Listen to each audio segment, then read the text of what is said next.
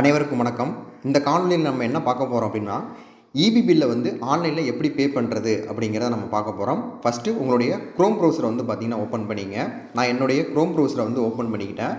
வெப்சைட்டோட அட்ரஸ் என்ன அப்படின்னு வந்து பார்த்தீங்கன்னா டிஎன்இபி அப்படிங்கிறத டைப் பண்ணுங்கள். டைப் பண்ணோடனே உங்களுக்கு வந்து பார்த்தீங்கன்னா இன்டர்ஃபேஸில் ஸ்டார்டிங்லேயே வந்து பார்த்தீங்கன்னா இருக்கும் டான்ஜ்கோ ஆன்லைன் பேமெண்ட் அப்படிங்கிற ஆப்ஷன் இருக்கும். அதை கிளிக் பண்ணுங்கள்.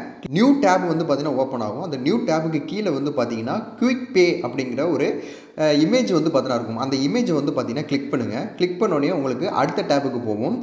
கன்சியூமர் நம்பர் வந்து பார்த்தீங்கன்னா இதில் டைப் பண்ணுங்கள். அந்த கன்சியூமர் நம்பருங்கிறது நம்ம இபி அட்டைக்கு மேலேயே வந்து பார்த்தா எழுதியிருப்பாங்க. அந்த இபி அட்டையில் உள்ள நம்பரை எழுதிட்டு உங்களுடைய கேப்சாவை வந்து பார்த்தீங்கன்னா டைப் பண்ணுங்கள். இந்த மேலே இருக்குது பாருங்கள், இந்த நம்பரை அப்படி நீங்கள் டைப் பண்ணிவிட்டு சப்மிட் அப்படிங்கிற ஆப்ஷனை வந்து பார்த்தீங்கன்னா கொடுக்கணும்.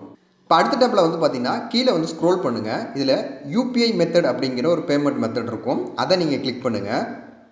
இப்போ இந்த அடுத்த டேப்பில் வந்து பார்த்தீங்கன்னா உங்களுடைய எவ்வளோ பேமெண்ட்டுங்கிறது வந்திருக்கும்.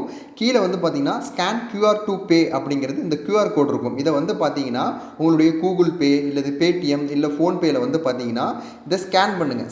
இப்போ என்னுடைய கூகுள் பேயில் QR கோடை ஸ்கேன் பண்ணி நான் வந்து பார்த்தீங்கன்னா பேமெண்ட்டை வந்து சக்ஸஸ் பண்ணிட்டேன். இங்கே வந்து வெப்சைட்டில் எனக்கு ட்ரான்சாக்ஷன் சக்ஸஸ்ஃபுல் அப்படின்னு வந்துருச்சு. இதுக்கான ரெசிப்ட்டுக்கு வந்து பார்த்தீங்கன்னா கீழே இருக்கும் பாருங்கள், வியூ அண்ட் டவுன்லோட் ரெசிப்ட் அப்படின்னு இருக்கும். இதை நீங்கள் டவுன்லோட் பண்ணிங்கன்னா உங்களுடைய ரெசிப்ட்டை வந்து பார்த்தீங்கன்னா நீங்கள் டவுன்லோட் பண்ணிக்கலாம்.